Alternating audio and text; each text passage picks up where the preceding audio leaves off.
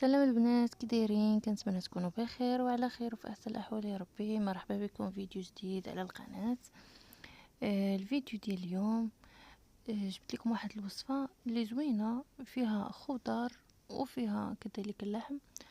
بنينه وكتعجب صغير وكبير. الطبق ديال اليوم هو طاجين بالخضره وكويرات الكفته. خليكم مع الطريقه. بالنسبه للطريقه، كناخذ واحد البصله كبيره كنديروها في واحد الطاجين ولا كاميله ولا حسب نتوما شنو بغيتو. هي من الاحسن طاجين. كنشحروها مع شويه ديال الثومه والزيت وكنخليوها حتى تطلق مزيان. نخليوها كتطلق حتى كتولي شفافه. من بعد كندوزو للخضره. بالنسبه للخضره عندي انا خديت الدنجال وخديت مطيشه وخديت بطاطا. كيف ما انكم تقدروا تاخذوا فلفله، تقدروا تاخذوا القرعه الخضراء، غيزو، تقدروا ديروا اي خضره بغيتو على حسب نتوما شنو الخضر اللي كتعجبكم تقدروا تستعملوها. انا استعملت غير هاد الخضر، اكتفيت غير بهادو. صافي كنقطعهم على هاد الشكل دوائر. وبالنسبه للكفته، كناخذ الكفته على حسب القياس الاشخاص اللي عندنا في الدار، ولا على حسب نتي شحال بغيتي ديال الكفته. كنخلطها مع شويه القزبر ومعدنوس، شويه البزار، شويه التحميره، شويه الملحه، وشويه ديال القزبر حبوب، وشويه ديال السودانيه، وشويه الكمون، وكنديرها كويرات صغار. بالنسبه لهنايا خديت بسم الله، خديت هاد الاناء هذا، درت فيه خديت دواره ديال الدنجال ودواره ديال الكفته، وكنزيد عليها دواره البطاطا، وكندير دواره مطيشه. وغادي نبقى نستعمل نفس الطريقه، دواره الدنجال، دواره كفته، دواره ديال البطاطا، ودواره مطيشه، وغادي ندور بهم هذيك الطاجين ولا الكاميله ديالي كامل.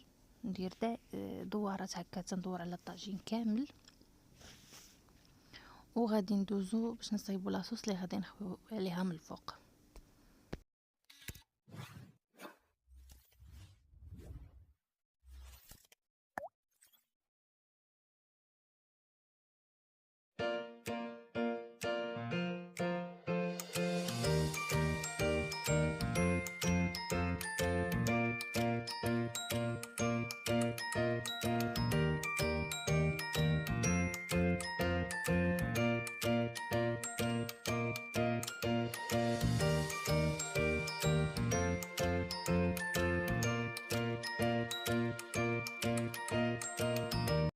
وبالنسبه هنا غادي نوجدو لاصوص اللي غادي نخويوهم فوق الطاجين، هي اللي غادي نرويو بها باش نخليو الطاجين ديالنا كيطيب. ما كنزيدو لا فيه لا ماء لا حتى شي حاجه من غير هاد لاصوص هادي اللي كنزيدو بطبيعه الحال معها شويه الماء.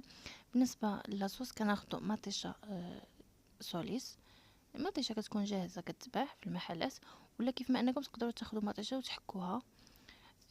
كنديروا التوابل، كنديروا نفس التوابل اللي درنا في الكفته. كنديروا شويه ديال الخرقوم، شويه الكمون، شويه البزار، شويه السكينجبير، شويه ديال التحميره، شويه الملحه، وشويه ديال الربيع، وشويه زيت بلديه. وكنضيفوا الماء من طبيعه الحال. درت واحد المعلقه صغيره عفوا ديال مطيشه الحك. وكنخلطوا داك الشرمو هذيك لاصوص مزيان. كنخلطوها مزيان حتى كتدخل مع داكشي. كنحاولوا نخفوها بشويه الماء باش ما كنزيدوش من بعد كنزيدوش الماء في الطاجين، حيت الطاجين كل ما زدتي ليه الماء كل ما كيبقاش على البنه ديالو، كيبسال شويه. صافي كنبقى نخلط داكشي مزيان وغادي نضيفو على الطاجين. وكيف ما شفتوا هذا هو الطاجين بعد ما قديتو كيجي لهذا الشكل هذا. كستفتو هكا كيجي زوين، حتى في المنظر كيجي زوين شكلا. كيف ما انكم تقدروا كيف ما قلت لكم قبل ديروا اي خضره بغيتو نتوما هي كتعجبكم. صافي دابا غادي نبدا نخوي في ديك لاصوص فوق هذاك الطاجين. غادي نبقى نخوي شويه بشويه، نرويها مزيان، نحاول نغطي بها الخضره ديالي كامله على هذا الشكل. ومن بعد غادي نزيد الحامض مصير والزيتون. بالنسبه للزيتون تقدروا ديروا نتوما الزيتون اللي كيعجبكم، واش الاحمر ولا الخضر. انا كندير ديما الزيتون الخضر، بالحق ما لقيتوش هاد المره استعملت الاحمر حتى هو جا افضل. يعني بحال تقدروا تستعملوا هادي وهادي. صافي كيف ما شفتوا دابا غادي نرويها مزيان بهذاك لاصوص، وغادي نزيد واحد شويه الماء في الاخر، وغادي نعاود نخويه باش ما نزيدش الماء من بعد، ونردها فوق البوطه. وإلا وصلتي حتى لهنا وانتي كتفرجي في الفيديو، ما تنسيش اختي تشتركي في القناه وتفعلي الجرس باش يوصلك كل جديد ان شاء الله، وديري لايك وخلي لي تعليق زوين لتحت.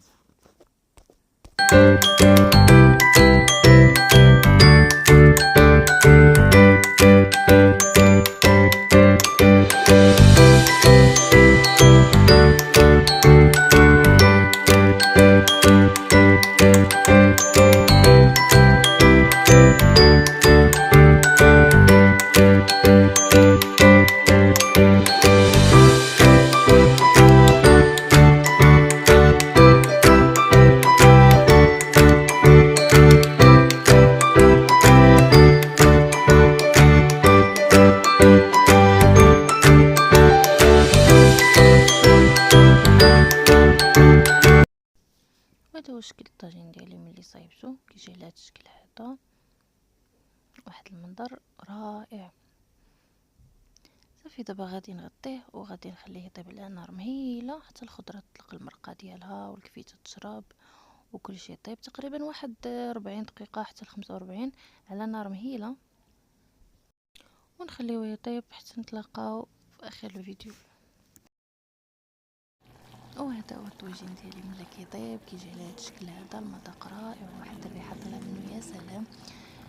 كنتمنى يعجبكم لا فيديو ديال اليوم. الا عجبكم لا فيديو تنساوش تبارطاجيو مع صحابكم وتشتركوا في القناه باش يوصلكم كل جديد، وخليوا لي لايك. وبصحه والراحه، ونتلاقاو في وصفه جديده ان شاء الله.